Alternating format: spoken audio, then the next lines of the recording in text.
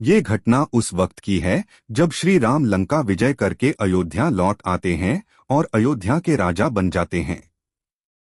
एक दिन यम देवता कोई महत्वपूर्ण चर्चा करने श्री राम के पास आते हैं। चर्चा प्रारंभ करने से पूर्व वो भगवान राम से कहते हैं कि आप जो भी प्रतिज्ञा करते हो उसे पूर्ण करते हो। मैं भी आपसे एक वचन मांगता हूं कि जब तक मेरे और आपके बीच वार्तालाप चले तो हमारे बीच कोई नहीं आएगा, और जो आएगा उसको आपको मृत्युदंड देना पड़ेगा।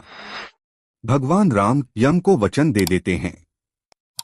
राम लक्ष्मण को यह कहते हुए द्वारपाल नियुक्त कर देते हैं कि जब तक उनकी और यम की बात हो रही है वो किसी को भी अंदर न आने दे, अन्यथा उसे उन्हें मृत्युदंड देना पड़ेगा। लक्ष्मण भाई की आज्ञा मानकर द्वारपाल बनकर खड़े हो जाते हैं। लक्ष्मण को द्वारपाल बने कुछ ही समय बीतता है, वहां पर ऋषि दुर्वासा का आगमन होता है।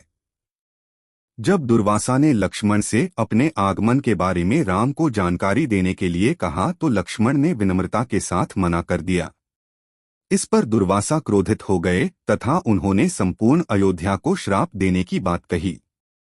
लक्ष्मण समझ गए कि ये एक विकट स्थिति है जिसमें या तो उन्हें रामाज्ञा का उल्लंघन करना होगा या फिर संपूर्ण नगर को ऋषि के श्राप की अग्नि में झोंकना होगा।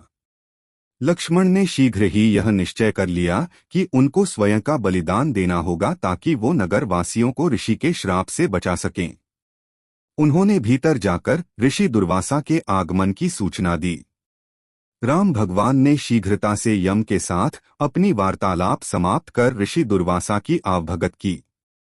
परंतु अब श्री राम दुविधा में पड़ गए क्योंकि उन्हें अपने वचन के अनुसार लक्ष्मण को मृत्यु दंड देना था। वो समझ नहीं पा रहे थे कि वो अपने भाई को मृत्युदंड कैसे दे, लेकिन उन्होंने यम को वचन दिया था जिसे निभाना ही था। इस दुविधा में श्री राम ने अपने गुरु का स्मरण किया और कोई रास्ता दिखाने को कहा। गुरुदेव ने कहा कि अपने किसी प्रिय का त्याग उसकी मृत्यु के समान ही है। अतः तुम अपने वचन का पालन करने के लिए लक्ष्मण का त्याग कर दो।